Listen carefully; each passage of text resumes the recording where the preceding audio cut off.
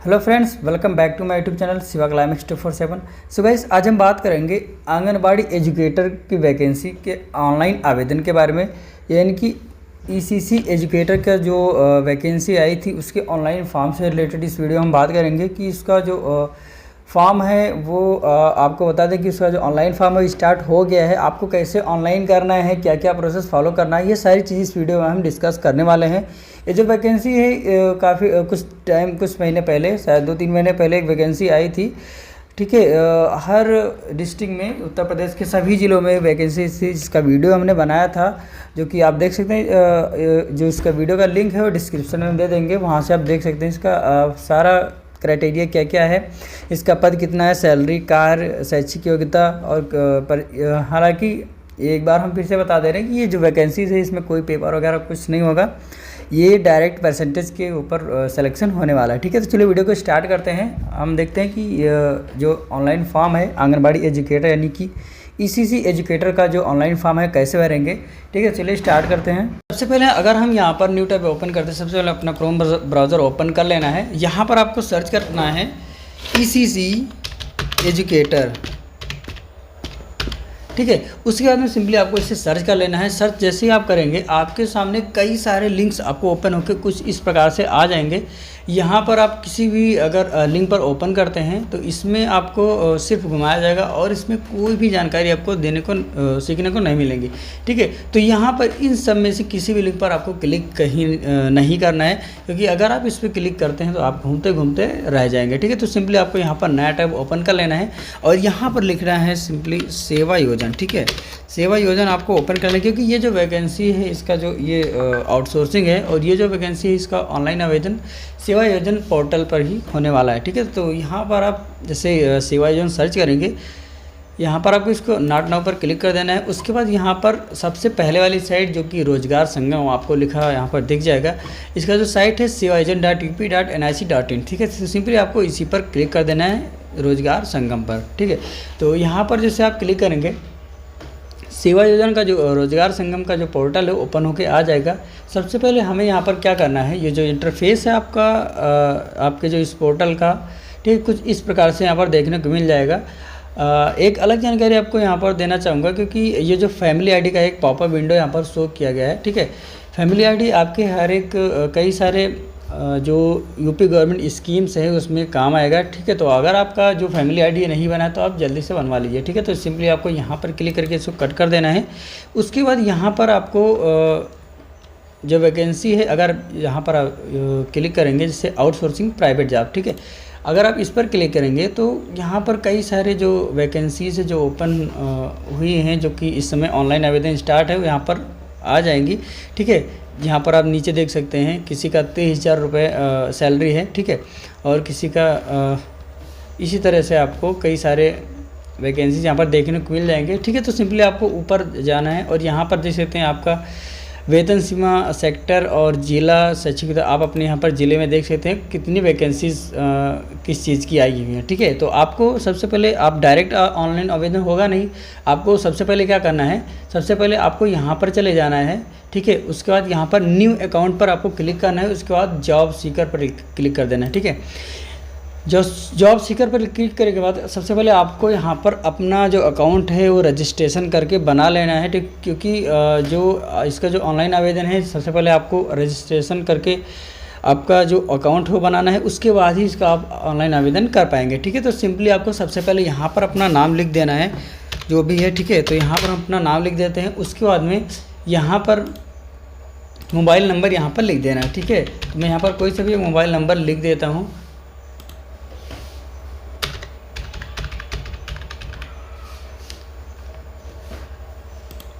यहाँ पर यहाँ पर नेम मांगा गया तो यहाँ पर हम नेम लिख देते हैं। यहाँ पर मोबाइल नंबर नहीं रहेगा, यहाँ पर मिडिल नेम और यहाँ पर आपका लास्ट नेम। ठीक है, उसके बाद यहाँ पर आपका आधार नंबर, यहाँ पर आपका मोबाइल नंबर।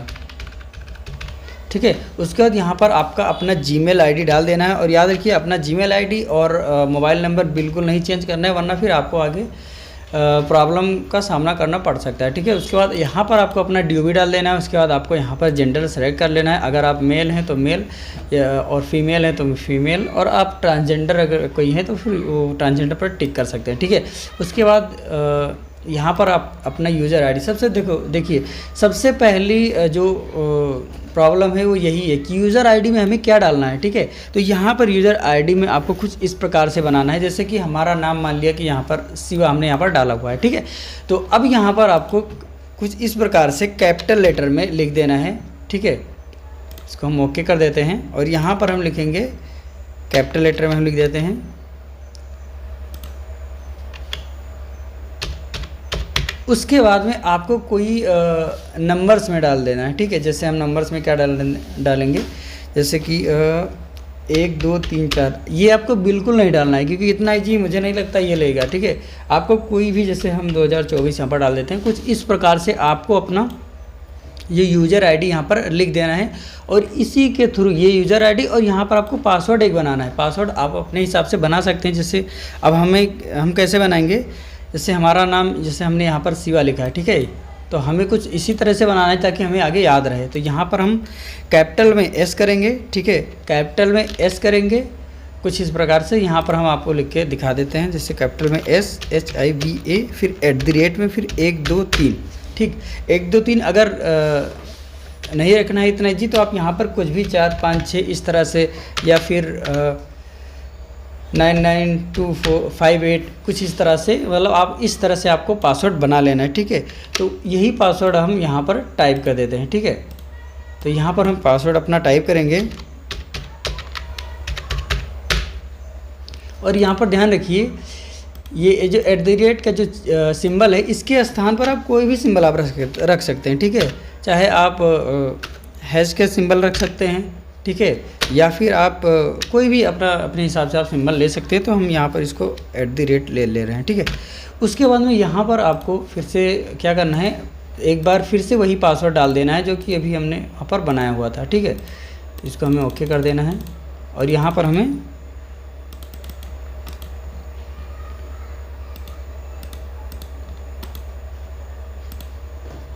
ठीक है, यहाँ पर हमें दोबारा से पासवर्ड डाल देना है। ठीक है, उसके बाद में यहाँ पर चेक मार्क पर टिक करना है और यहाँ पर कैप्चा कोड यहाँ पर फिल कर देना है। उसके बाद आपको यहाँ पर वेरीफाई आधार नंबर पर क्लिक कर देना है।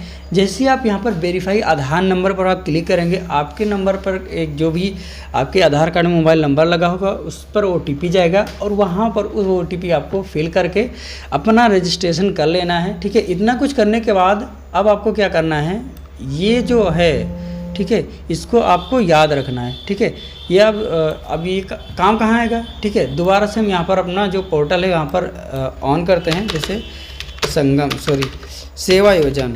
ठीक है, उसके बाद हम यहाँ पर सिंपली इसको एंटर करते हैं, यानी कि फिर से हम वही पोर्टल पर जाते हैं। ठीक है, अब काम कहाँ आएगा, जैसे कि हमें अब ऑनलाइन करना है ECC एजुकेटर की वैकेंसी। ठीक है, ऑनलाइन करना है।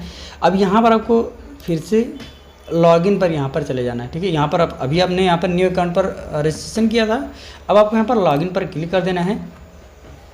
क्लिक करने के बाद यहाँ पर आपको जैसे कुछ इस प्रकार का ओपन हो जाएगा। यहाँ पर आपको इससे जॉब सीकर ही रहना देना है। ठीक है, उसका यूज़र आईडी में जो अपनी ये जो यूज़र आईडी आपने बनाया था, सिंपली आपको यही वहाँ पर लिखना है। ठीक है, जैसे हम यहाँ पर लिख देते हैं।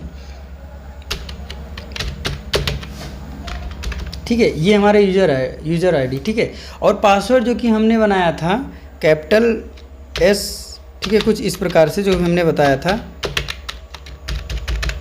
ठीक है, अभी हमारा पासवर्ड हो गया और यहाँ पर आपको दोबारा से जो कैप्चा कोड यहाँ पर फिल कर देना है। उसके बाद आपको यहाँ पर सबमिट करके लॉगिन कर लेना है। ठीक है, तो इतना कुछ करना है सबसे पहले आपको, उसके बाद ही आप अप्लाई कर पाएंगे। ठीक है, तो